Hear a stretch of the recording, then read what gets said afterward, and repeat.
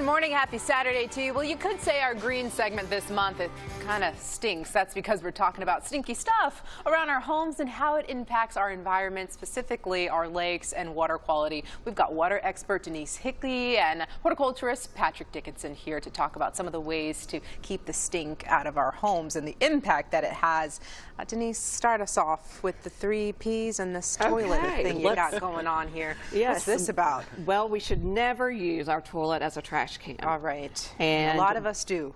Yes, we do. We think we can just flush it all away. And we should all live by the rule of the 3 Ps. Okay. What are the 3 Only Ps? pee, poop, and toilet paper should go down your toilet. Pee, poop, and toilet paper. Yep, the 3 Ps. And anything else should always be thrown away in your trash. But a lot of people are using these flushable wipes nowadays. That's right. They say flushable, and you can flush them, but they do not break down. And what will eventually happen is you could have a sewer backup that comes up through your toilet, or it could be out in the environment, in the transmission system, and that's no good. And that's no good. And it's not good for our environment or water quality of the water that ends up being our drinking water. So that is a stinky mess, and so we should, you know, there's a lot of different varieties of wipes now. There's the cleaning wipes, there's the baby wipes, there's the nose wipes, and we even use dental floss. People will throw those away, or, you know, the cotton balls to remove our makeup. So none of those. If it's not a 3 P, then you shouldn't put it down the toilet. It should go in the trash.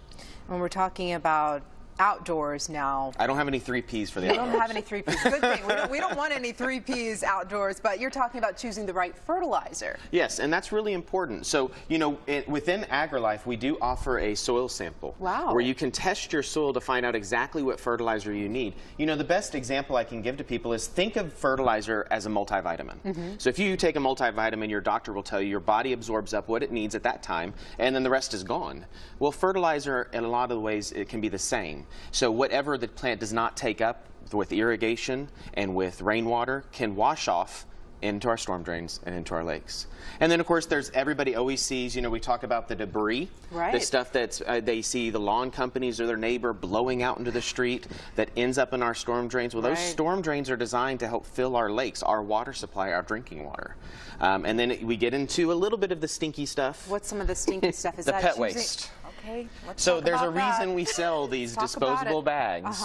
You need to pick up after your pets. You know, everything you try to keep out of your kitchen, Salmonella, E. coli, is in their waste. And if you're leaving it down on your soil, that is leaching off your soil, you're frowning, going out into the storm drain. That's true, because I've seen people with beautiful lawns and there's just little spots all over it, and we know why those little spots. Well, that's a sign that you're lacking nutrients. It's not meant to be left as fertilizer. So we don't want people to do that. The same thing goes with a lot of the broadcast ant and weed treatments. You know, we don't want you using broadcast ant weed treatments. We want you to spot treat the ant mounds and the weeds. And the reason for that is if you imagine you're putting a chemical across your entire landscape, but you have one ant mound and you have one patch of weeds, what do you think's happening to the chemical everywhere else that's not being utilized? So just use it in certain spots. It'll save you money ultimately as well. Denise, bring us back inside here. Okay, let's go to the kitchen. Let's go to the kitchen.